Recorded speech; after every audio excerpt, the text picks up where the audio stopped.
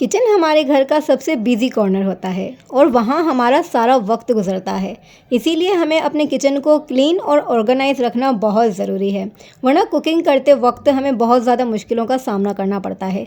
और सच कहूँ ना तो छोटे किचन को ऑर्गेनाइज करना इतना आसान नहीं होता। मेरा किचन एक ओपन किचन है, जिसकी वजह से ये अच्छा खासा बड़ा लगता है, जबकि ऐसा नहीं है। जब मैं किचन में काम कर रही हूँ और साथ में कोई और आ जाए तो आपस में टकराव होता रहता है। आप अगर रेंटेड हाउस में रहते हैं या फिर आपका किचन नॉन मॉड्यूलर है या फिर आपका किचन अच्छा खासा बना हुआ है, उसमें बहुत सारे कैबिनेट्स भी हैं, लेकिन आपको उसमें सफाई करने के लिए प्रॉब्लम होती है। आप सोचते हैं कि इसे नीट और क्लीन कैसे रखा जाए, तो आज की वीडियो आपके लिए है। आज मैं आपसे शेयर करूंगी कि अपने छोटे से किचन को किस तरह से हम क्लीन रख सकते हैं। वैसे तो मैं अपने किचन को हमेशा साफ सुथरा रखती हूँ, लेकिन जब भी रमज़ान आने वाले होते हैं ना, तो रमज़ान के आने से पहले पहले जो है ना, मैं अपने किचन की एक भरपूर तरीके से अच्छी तरह से डीप क्लीनिंग लाजिम करती हूँ। मगर अब मैं इसे स्मार्टली ऑर्गेनाइज करने लगी हूँ, क्योंकि अब रमज़ानुल मुबारक की आमद है, तो सबसे पहले अपने घर को और किचन को क्लीन करना बहुत ज़्यादा लाजिम है। तो बस मैंने ये सोचा कि मैं आप सबके साथ भी ये शेयर करूँ कि इस रमज़ान मैं अपने किचन को किस तरह से ऑर्गेनाइज करती हूँ और इसको किस तरह से नीट एंड क्लीन करती हूँ।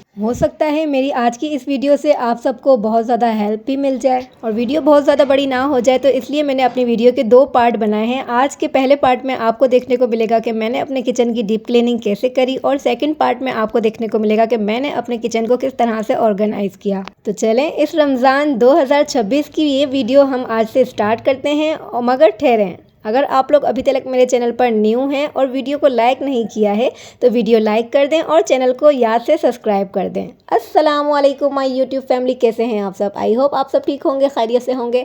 और अल्हम्दुलिल्लाह मैं भी बिल्कुल ठीक ठाक हूँ। यहाँ पर आप देख रहे हैं मेरा टी सेट, जो मेरा पहले का ही रखा हुआ है। इन तमाम बर्तनों को मैंने यहाँ पर वॉश कर लिया है, ताकि भाई आज हम अपने करने लगे हैं किचन की डीप क्लीनिंग। और ये सारे वो बर्तन हैं जो कल के इस्तेमाल हुए थे, तो उन सबको भी मैंने सुबह सुबह उठते के साथ ही जो है ना वॉश कर लिया है। यहाँ पर सारे मसाले के डब्बे खाली करके इनको अलग से बाउल में भर के रख दिए हैं, ताकि जब हम अपने किचन को ऑर्गेनाइज करेंगे तो ये दोबारा से हमें रिफ़िल करने को काम आएंगे। सबसे पहले स्टार्ट करती हूँ, यहाँ पर जो हमारी आर्टिफिशियल बेल लगी हुई है ना, इसको निकालेंगे और ये जितने भी हमारे पास आर्टिफिशियल प्लांट्स वगैरह हैं, बेल हैं, इन सबको अच्छी तरह से वॉश कर लूँगी। लेकिन उससे पहले हमें करना है किचन को पूरा खाली। तो यहाँ पर आप सब देख सकते हैं कि मैं इस वक्त करने लगी हूँ किचन काउंटर को फुल तरीके से खाली कर दूँगी। यहाँ पर कल रात को जो खाना वगैरह बनाया था और सुबह में जो नाश्ता वगैरह किया है, वो सारे बर्तन यहाँ पर रखे हुए हैं। और काउंटर टॉप के ऊपर जितना भी सामान रखा हुआ होता है ना, उन सबको यहाँ से मैं हटाने लगी हूँ, क्योंकि अब यहाँ पर जो है ना सारी अच्छे से सफाई होगी। सब चीज़ों को धोना है, सफाई करनी है, चूल्हे वगैरह साफ़ करने हैं। यहाँ पर कूलर रखा रहता है जो मेरा बाहर की तरफ रखा रहता है, ताकि बच्चों को पानी पीने में बिल्कुल आसानी रहे। साथ में यहाँ पर सिलेंडर भी रखा रहता है, तो उसका चूल्हा भी यहाँ से हटा दूँगी, क्योंकि गैस जो है ना इन सर्दियों में लोड शेडिंग बहुत ज़्यादा रही है, तो सिलेंडर जो है ना बहुत ज़्यादा काम में आया है। तो इस वजह से ये यहीं पर रखा रहता था कि जब भी गैस नहीं होते तो मैं यहाँ पर फौरी तौर पर ना गैस का सिलेंडर चलाती और उसे इस्तेमाल करती। ये है मेरा बर्तन रखने का रैक, जो मैं यहाँ पर प्लेट्स वगैरह रखती हूँ ना, तो इनको मैंने अभी फ़िलहाल कुछ दिनों के लिए नीचे ज़मीन पर ही रख दिया था, क्योंकि मुझे किचन की सफाई करनी थी।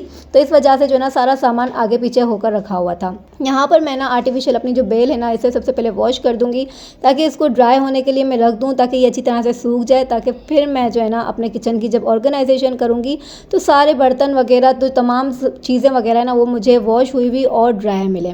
यहाँ पर जो है ना ये मेरी प्याज और आलू की बास्केट है, टोकरी कह लें। इनको मैं वैसे ही एवरी वीक जो है ना इसे वॉश कर रही होती हूँ, साफ़ कर रही होती हूँ। लेकिन अब जब हम पूरे किचन को डीप क्लीन करने ही लगे हैं, तो लाजिम सी बात है कि हमारे पास हर चीज़ जो है ना वो धुली हुई साफ़ सुथरी हो। तो मैंने सोचा कि सबसे पहले जो है ना ये सारी बड़ी बड़ी चीज़ें हैं ना, इनको अच्छी तरह से वॉश करके ड्राई होने के लिए रख दूँ। तो आलू तो हमारे जो है ना आज सुबह ही आए हैं, हस्बैंड 5 किलो आलू लेकर आ गए थे, लेकिन मैंने उसको टोकरी के अंदर नहीं डाला। और ये प्याज हमारी रखी हुई थी, तो उसको मैंने पहले ही प्लेट में निकाल के अलग कर लिया, ताकि मैं अच्छी तरह से बास्केट को वॉश कर सकूँ। इस वॉल के ऊपर जो है ना मेरी ये बास्केट लगी रहती है, जिसके अंदर मेरी नाइफ वगैरह लगी रहती हैं। तो इस बार मैंने सोचा है कि इसको भी यहाँ से हटा दिया जाए। अच्छा, अब बारी आती है ना चूल्हों को डीप क्लीन करने की। वैसे तो वीकली हमारे चूल्हे जो है ना डीप क्लीन हो रहे होते हैं और रेगुलर बेस पे हम इसे अच्छी तरह से वॉश भी कर रहे होते हैं। लेकिन कभी कभार जो है ना टाइम की कमी की वजह से जो है ना हमारा कुछ टाइम जो हमारा कुछ काम जो है ना वो पेंडिंग में रह जाता है और कभी कभी चूल्हे जो है ना वो अच्छी तरह से हम वॉश नहीं कर पाते, उनको अच्छी तरह से डीप क्लीन नहीं कर पाते, अंदर ग्रीस रह जाता है, चिकनाई रह जाती है, कालक बची रह जाती है और हम ऊपर ही ऊपर से चूल्हों को साफ़ कर लेते हैं। वैसे अल्हम्दुलिल्लाह मैं चूल्हे जो है ना अपने हमेशा साफ़ करती रहती हूँ और हफ्ते में 2 हफ्ते में उनकी अच्छी तरह से डीप क्लीनिंग करती रहती हूँ। लेकिन फिर भी किचन है, किचन में काम बहुत ज़्यादा रहता है, तो जिसकी वजह से चूल्हे बहुत ज़्यादा ख़राब और गंदे होते रहते हैं। तो मैंने इन चूल्हों को पहले ही सारा खाली कर दिया है और इसको ऊपर पानी डाल के और सर्फ़ डाल के अच्छी तरह से इसको भीगने के लिए रख दूँगी, ताकि ये जो है ना इसका जो कालक है, इसकी चिकनाई है, ये नरम पड़ जाए। अब बारी आती है तमाम कैबिनेट्स को खाली करने की। एक कैबिनेट्स में खाली कर चुकी हूँ, दूसरा कैबिनेट के अंदर मेरी सारी अप्लायंसेस रहती हैं। इसके अंदर जो है ना मेरी सारी शादी का वो जहेज़ का सामान है जो मेरी अम्मी ने मुझे दिया था, मतलब मेरी जूसर है, ब्लेंडर है, चॉपर है, ये सारा मैं इसी में रखती हूँ।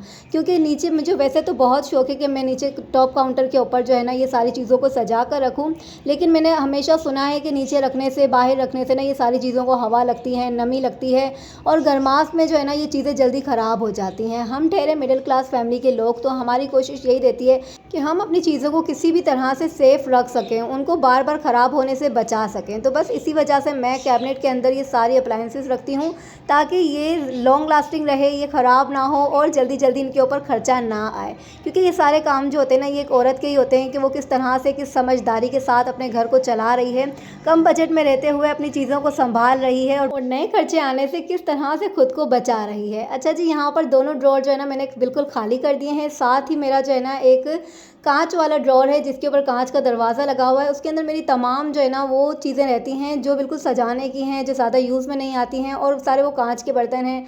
जैसे कि एक जग हो गया या फिर कुछ ग्लास वगैरह हो गए, कुछ कप्स हो गए, कुछ प्यालियाँ वगैरह हो गई, जिनको मैं डेकोर करके सजा कर वहाँ पर रखती हूँ।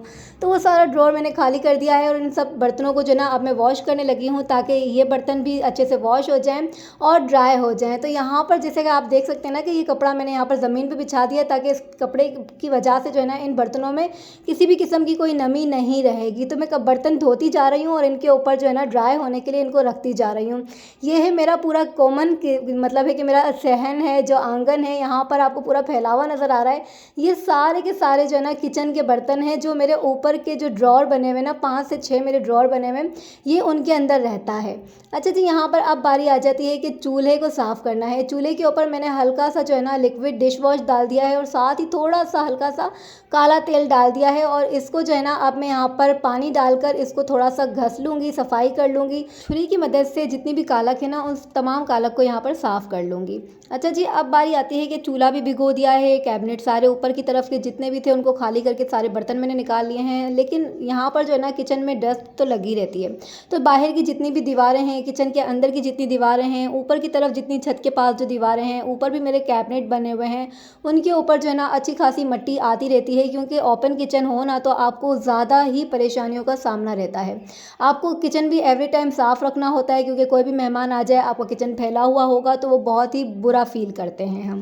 तो इसमें किसी भी किस्म की मिट्टी नहीं होनी चाहिए, डस्ट नहीं होनी चाहिए। तो मैंने सोचा सबसे पहले जो है ना किचन की दीवारों को धोने से पहले जो है तमाम जितनी भी डस्ट है, मिट्टी है, जो भी चिकनाई वगैरह लगी हुई है, वो हम यहाँ पर इस डस्टर की मदद से सारी साफ़ कर लेनी चाहिए।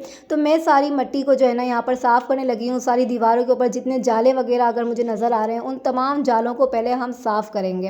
क्योंकि अगर हम दीवारें धोने लगेंगे और वो जाले साफ़ नहीं हुए होंगे, वो मिट्टी साफ़ नहीं हुई होगी, तो आपकी जो सारी मेहनत है ना वो बर्बाद हो जाएगी। आपकी सारी झाग जो है ना वो ख़राब हो जाएगी, जो आपने सर्फ वाली बनाई होगी।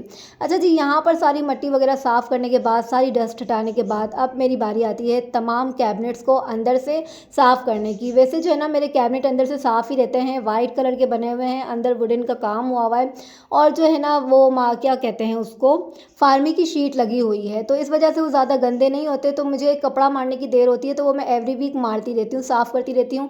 लेकिन आज जैसे कि बारी है डीप क्लीनिंग की, तो मुझे जो है ना वो सर्फ और साबुन की मदद से सारे कैबिनेट्स अंदर से अच्छी तरह से वॉश कर लेने। तो यहाँ पर जो है ना चूल्हे के ऊपर चिमनी लगी रहती है, इसको भी अच्छी तरह से साफ़ कर लूँ, क्योंकि सबसे ज़्यादा चिकनी और गंदी यही हो रही होती है। अब बारी आती है यहाँ पर जो है ना मेरा ये कॉर्नर बना हुआ है कांच का, इसके ऊपर मिरर का एक जो है ना दरवाज़ा लगा हुआ है। इसके अंदर मेरे सारे कांच के बर्तन रहते हैं, सजा कर रखती हूँ उनको, क्योंकि वो कोई काम के नहीं होते तो इसलिए उनको इसी के अंदर मैं डेकोर करके रखती हूँ। तो इसको साफ़ करने की बारी आती है। तो ये सारा साफ़ हो चुका है। ये सारे ड्रॉर जो आपके सामने है कि मैं इनको जो है ना सिर्फ़ और सिर्फ सादा लिक्विड और सिर्फ काला तेल मैंने पानी के अंदर डाला है। 1 चम्मच मैंने काला तेल डाला है, 1 चम्मच मैंने उसके अंदर डिश वॉश डाला है, ताकि जो है ना ये सारे इसके ऊपर चिकनाई लगी रहती है ना, और काला तेल जो होता है ना वो चिकनाई को काटने के काम आता है।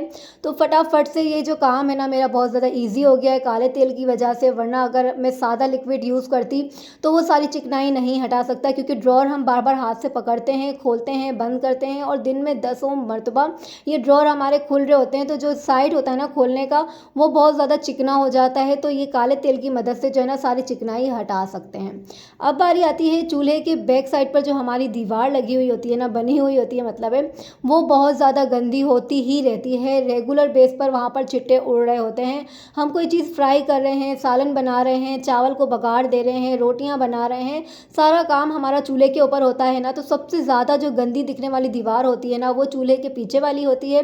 और साथ ही जहाँ पर आप अपने बर्तन वॉश कर रहे हैं ना, आपकी सिंक वाली दीवार होती है। ये जो है ना 2 दीवारें सबसे ज़्यादा गंदी नज़र आती हैं। लेकिन मेरी यही आदत है कि मैं जब भी खाना बना लेती हूँ, रात के जब बर्तन वॉश करती हूँ ना, तो साथ ही साथ इन दीवारों को साफ़ कर लेती हूँ। लेकिन वो सिर्फ सादे कपड़े से साफ़ कर रही होती हूँ। हफ्ते में 1 मरतबा उसे वॉश कर लिया तो कर लिया, वरना महीने में 1 मरतबा लाजिम इनको वॉश करती हूँ। तो आज डीप क्लीनिंग थी और आपको दिखाना भी था कि मैं किस तरह से सफाई करती हूँ। तो आप सब देख सकते हैं कि यहाँ पर मैंने सिर्फ और सिर्फ काला तेल और लिक्विड की मदद से जो है ना ये सारी दीवारों को, तमाम टाइल्स की दीवारें हैं अल्हम्दुलिल्लाह, पूरे टाइल्स लगे हुए हैं चारों तरफ दीवारों के ऊपर। तो ये जो है ना मुझे धोने में बहुत ज़्यादा आसानी रहती है। मुझे कोई स्टिकर वगैरह लगाने की भी ज़रूरत नहीं पड़ती कि मैंने यहाँ पर सर्फ साबुन वाला एक ही हाथ लगाया और सारा धो लिया, साफ़ कर लिया, फिर एक कपड़ा जो है ना मैंने वेट रखा और एक जो है ना ड्राई रखा, उसकी मदद से मैंने सारी दीवारों को साफ़ कर लिया।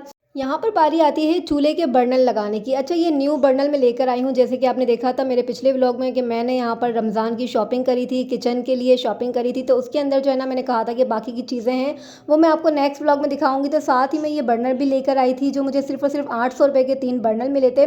ये जो है ना मेरे चूल्हे के जो बर्नल हैं ये ख़राब हो चुके थे। तकरीबन 3-4 साल हो गए ना मैं बिना बर्नल के चूल्हा जला रही थी। ये मैं किसी लोहे की मदद से या फिर हाथ की मदद से जो है ना इस चूल्हे को रेगुलर बेस पर जला रही होती थी, और इसमें बर्नल ही नहीं थे। मैं इतनी ज़्यादा परेशान रहती थी, हमेशा हस्बैंड से कह रही होती थी कि भाई आप मुझे बर्नल ला दें, मेरा सबसे ज़्यादा काम चूल्हे का होता है और मेरे पास बर्नल नहीं है। तो मैं बहुत ज़्यादा परेशान रहती हूँ। तो बस वो लेकर ही नहीं आते थे, कोई ना कोई मसले हमारे खड़े ही रहते थे।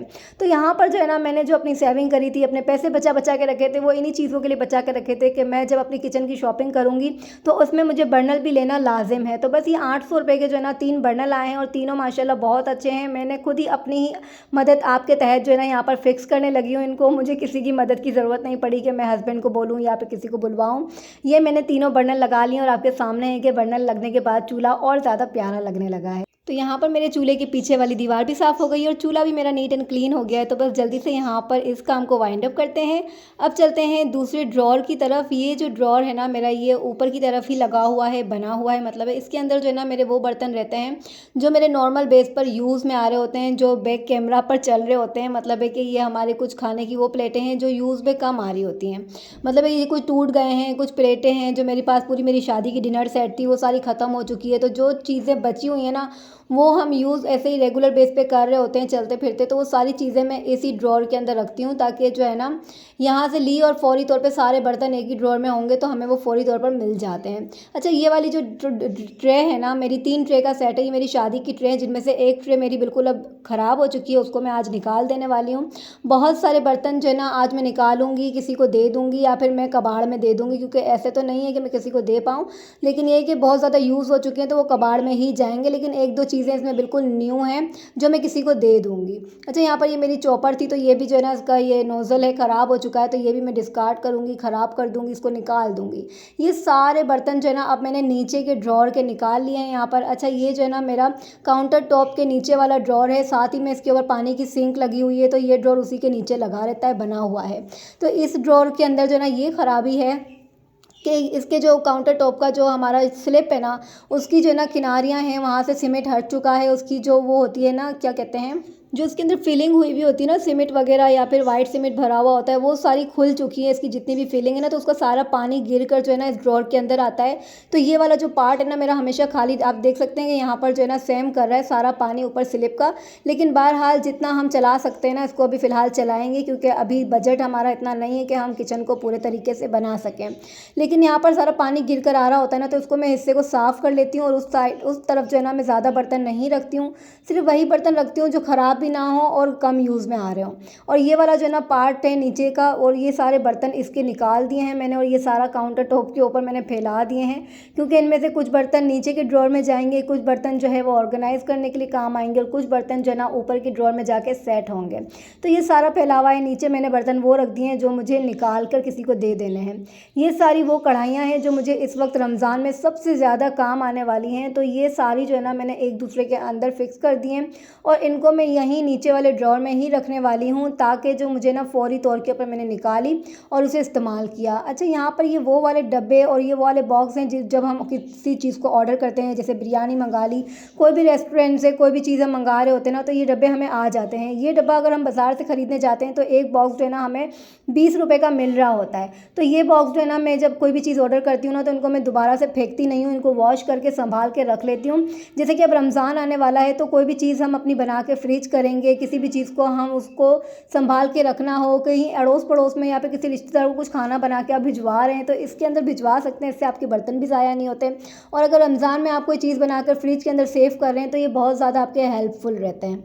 तो मैं इन्हें कभी भी ज़ाया नहीं करती हूँ, इन्हें वॉश करके संभाल के रख देती हूँ कि अगर महीने भर में कोई हमारे पास ज़्यादा गोश्त आ रहा है, मुर्गी आ रही है, मछली आ रही है, तो उन्हें भी मैं वॉश करके इन्हीं डब्बों के अंदर रख सकती हूँ आराम से। तो ये मेरे पास रखे होते हैं, तो इसमें हमारी बचत भी हो जाती है, हमें बाज़ार से न्यू नहीं खरीदने पड़ते। अच्छा, ये सारा सामान मेरा नीचे ड्रॉर में मैंने वॉश करके साफ़ करके जो रखने के थे उन सब चीज़ों को, ड्रॉर को साफ़ कर लिया है। और नीचे के ड्रॉर में मैंने अपने वो बर्तन रख दिए हैं जो मेरे बहुत ज़्यादा यूज़ में नहीं आएंगे, जो मेरे ऐसे ही रखे रहेंगे, जो मेरे महीने में 1 मरतबा या 2 मरतबा मैं उन्हें यूज़ करती हूँ। तो बस निकाला और इनको निकाल दिया, इसलिए इसकी कोई तरकीब नहीं है, मैंने डायरेक्ट से इनको इसी तरह से एक दूसरे के ऊपर संभाल कर रख दिया है। अच्छा जी, यहाँ पर जो है ना मेरा पूरा किचन जो है ना वो एकदम वॉश हो चुका है, क्लीन हो चुका है। यहाँ पर जो है ना सारे ड्रॉर वगैरह मेरे साफ़ हो चुके हैं, बर्तन मैंने अंदर रख दिए हैं, जैसे कि आपको दिखाया है कि किस तरह से रखें। ये मेरा व्लॉग का एक पार्ट था जो यहाँ पर मुकम्मल हुआ है। नेक्स्ट व्लॉग का जो पार्ट है ना, वो मैं आपको इंशाल्लाह कल के व्लॉग में देखने को मिलेगा कि मैंने अपने किचन के टॉप काउंटर को किस तरह से ऑर्गेनाइज़ किया है। जो सामान मैं बाज़ार से शॉपिंग करके लाई थी ना, वो तमाम चीज़ें मैं आपको कल के व्लॉग में दिखाऊंगी। यहाँ पर जो है ना मैंने आपने देखा कि मैंने कूपन के ज़रिए जो है ना, ये पिछले व्लॉग में मैंने आपको बताया था कि मैंने कूपन ख़रीदा है 1000 रुपीज़ का। तो बस उसमें बचत हमें बहुत ज़्यादा हो रही थी। तो आज हस्बैंड ने कहा कि आपने खाना नहीं बनाया, पूरा दिन आप किचन में लगी रही हो, सफाइयाँ करिए, धोया है, तो बहुत ज़्यादा थक गई हो, तो लाओ हम वो जो कूपन में आपने लिया था ना, उसी का हम पिज़्ज़ा मंगवा लेते हैं। तो ये पिज़्ज़े जो है ना 2 हमने पिज़्ज़ा ऑर्डर किए हैं, साथ में एक लावा केक आया है, साथ में यहाँ पर जो है ना गार्लिक ब्रेड आए हैं। तो ये सिर्फ़ और सिर्फ हमें 1000 रुपीज़ में इतनी सारी चीज़ें आई हैं।